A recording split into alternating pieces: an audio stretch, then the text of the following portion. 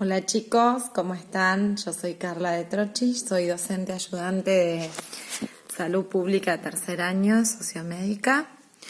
Bueno, me presento, ustedes no me conocen, yo ayudo a Silvina en lo que es Salud Pública, en los teóricos. Les cuento un poquito por qué introducimos en el práctico la pregunta sobre distinguir cuáles son las funciones manifiestas y latentes del caso Luisa que les mandamos.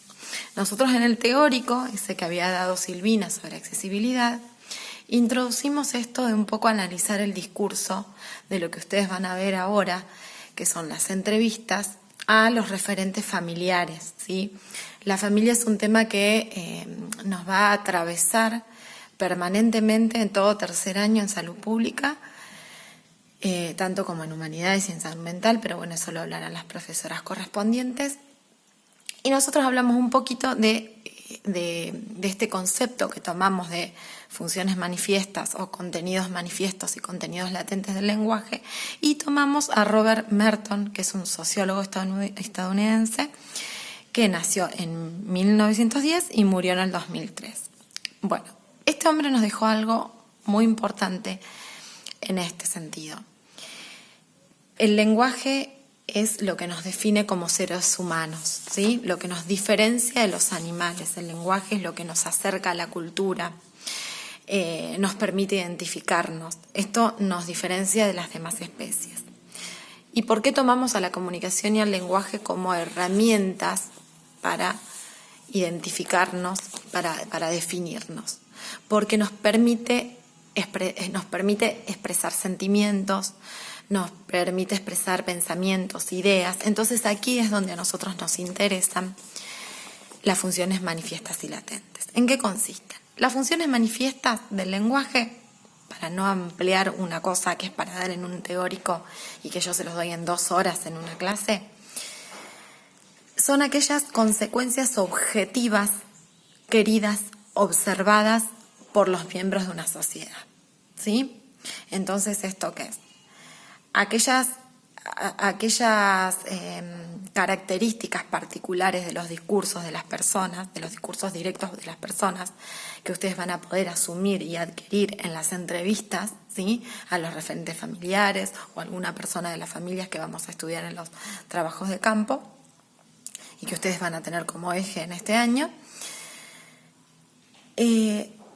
Estos contenidos manifiestos se pueden observar en una primera aproximación a la familia, ¿sí? Son cosas que la familia va a contar espontáneamente, pero también va a haber otras cuestiones que Merton le llama consecuencias objetivas, que contribuyen a la adaptación social y que no son observadas y no son queridas por los miembros de una sociedad. Y estos son las funciones latentes. Entonces, si yo voy a una familia y se me viene a la cabeza una familia de 9 personas, ¿cierto? Hay una mamá sentada alrededor de una mesa, hay un montón de niñas sentadas alrededor de una mesa. Y una de las niñas es la que contesta todo, ¿cierto? Una niña que vamos a decir que ya está en una etapa adolescente. Es la que contesta todas las preguntas que yo hago. Yo se las estoy haciendo a la mamá, pero esta niña contesta todo, ¿sí? Y le hago otra pregunta, ¿y qué otras personas vienen a la casa? ¿Con qué otras personas se relacionan? Por ejemplo, ¿no? Porque justo estoy buscando el problema de la situación. Y me contesta la adolescente esta, de nuevo. Nadie más contesta, ¿sí?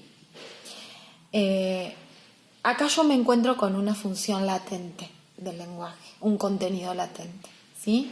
Ahí estoy observando un corrimiento de roles. La mamá no está pudiendo asumir su palabra de referente familiar, de mamá, de rol de mamá, y acá hay otra persona que dirige, y en una primera aproximación a la familia vemos que como que opina y consensúa y coordina las relaciones familiares. Esto es en una primera aproximación. Por eso el caso Luisa nosotros se los presentamos ahora, pero vamos a estar trabajando todo el cuatrimestre, ¿sí? Espero que puedan disculpar y que sepan que recibí justo una llamada de mi papá, y que sepan que vamos a ayudarlos en todo y me pueden preguntar todo lo que se les ocurra por el aula virtual, ¿sí? Entonces, estos conceptos, ¿por qué los tomamos? Porque nos van a permitir explicar el lenguaje y su función en la sociedad. Y nos trae otra característica que no quiero dejar de nombrarles, que es la anomia. La anomia como elemento y un factor de socialización, ¿sí? Un tipo de adaptación que tienen los seres humanos. Se adaptan a través de la anomia, ¿sí? La anomia aparece como un elemento constante de la sociedad, ¿sí? Y eso se va a observar en el lenguaje, ¿sí? Vamos a tener fuentes primarias, fuentes secundarias, vamos a ver cuáles son las características de estos tipos de lenguaje. Hay muchos tipos de lenguaje que ustedes los van a ver conmigo, yo se los voy a enseñar este año.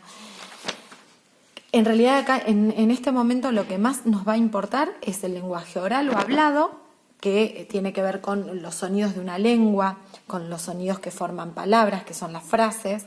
Nos va a importar el lenguaje escrito, pero bueno, por ahí ustedes no se encuentran mucho con este tipo de lenguaje en una entrevista, pero es la representación gráfica de las expresiones orales, en realidad, el lenguaje escrito. Pero sí nos vamos a puntualizar en el lenguaje icónico, el lenguaje no verbal, el lenguaje de símbolos, de señas, lenguaje analógico, ¿sí? Este lenguaje no verbal puede ser un lenguaje facial, que es el lenguaje inconsciente, que no hacen falta las palabras para comunicar mi lenguaje facial, por eso también se llama icónico, ¿sí? O metalenguaje. Y se da este lenguaje facial a través de gestos, de formas, de movimientos, de la cara, ¿sí? El rostro tiene un significado que se puede leer. El rostro se puede leer, ¿sí? Yo le pregunto una cosa a una persona determinada, un enunciado determinado por medio de una pregunta, y la persona me puede responder con lenguaje facial, ¿sí? Y yo ahí deduzco.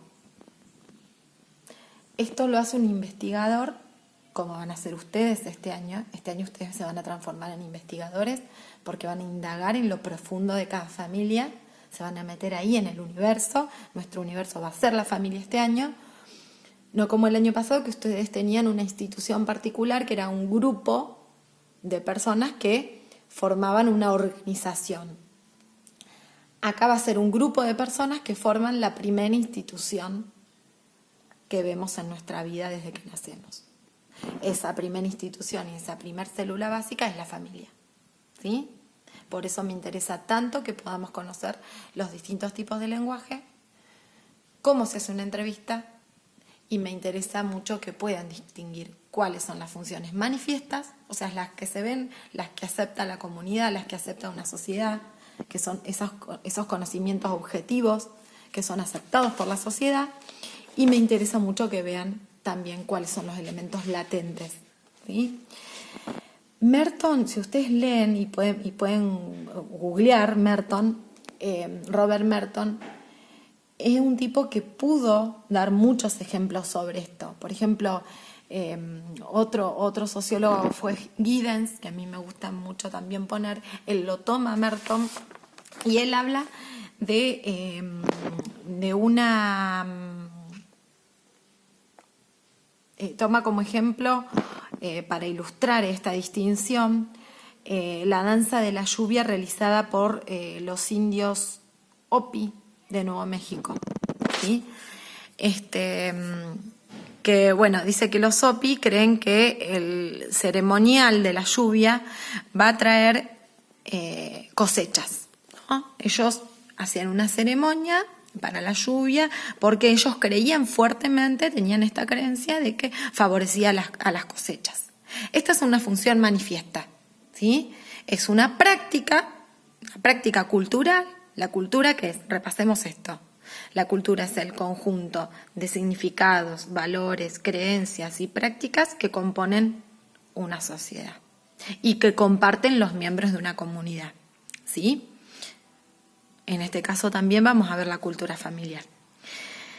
Bueno, esta es la razón por la que ellos organizaban la ceremonia, participaban en ella, pero esta danza de la lluvia también tiene un efecto de promover la cohesión de la sociedad, no solamente favorecer la cosecha. O sea, a partir de la danza de la lluvia, estén peleados o no entre ellos también se sentían unidos, ¿sí? Esto promovía la congruencia, ¿sí? La cohesión de la comunidad. Entonces, ¿esto qué sería? La función latente, ¿sí? De la ceremonia de la lluvia. Bueno, nada, hay un montón de ejemplos para darles. Yo quiero que ustedes lo puedan observar en el discurso y en el caso Luisa, ¿sí? Que es muy rico ese caso para analizarlo y representa una familia con muchas particularidades, muy rica para estudiar, que ustedes van a ser investigadores este año de una familia en particular, les va a tocar una familia en particular y ahí vamos a apuntar. Bueno, con respecto al lenguaje, el que les seguía hablando, estaba hablándoles del lenguaje no verbal, es que, como les decía, es el lenguaje, el metalenguaje o el lenguaje icónico. También hay un lenguaje facial kinésico, ¿sí? Que se da a través de movimientos corporales, la manera en que una persona camina, cómo mueve las manos, su olor corporal, eso nos va a dar un significado, eso nos va a dar características que vamos a poder observar, ¿sí? Y que no se dicen. Eso también forma parte de no dicho, de lo latente, ¿sí? A veces en un lenguaje escrito, como es el tema del caso Luisa, no podemos ver demasiado lo latente, pero sí lo vamos a poder observar en una entrevista personal que hagamos a la familia. Otro de los lenguajes que tenemos es el facial proxémico, ¿sí? Facial proxémico. Ese tipo de lenguaje tiene que ver con la proximidad de las personas, con la distancia que están unas entre otras. Esto también se utilizaba para ver las distancias que hay entre distintas culturas. Esto, por ejemplo, en la actualidad, la distancia que hay entre ustedes y generaciones anteriores, ¿sí? La forma que tenemos de hablar, la forma que tenemos de relacionarnos. Este video que les hago, nuestros viejos no, era impensado. Bueno, eso tiene que ver con un lenguaje facial proxémico. La distancia de los cuerpos, las distancias culturales, ¿sí? Por ahora vamos a terminar ahí y luego en el próximo videito que les voy a mandar, les voy a hablar directamente del PowerPoint que les mandé, que es especial sobre entrevista. Esa clase dura 2 horas, no es pesada, pero está bueno que vayan aproximándose con el PowerPoint. Desde ya, bienvenidos a tercer año y espero que nos podamos ver pronto. Quédense en casa.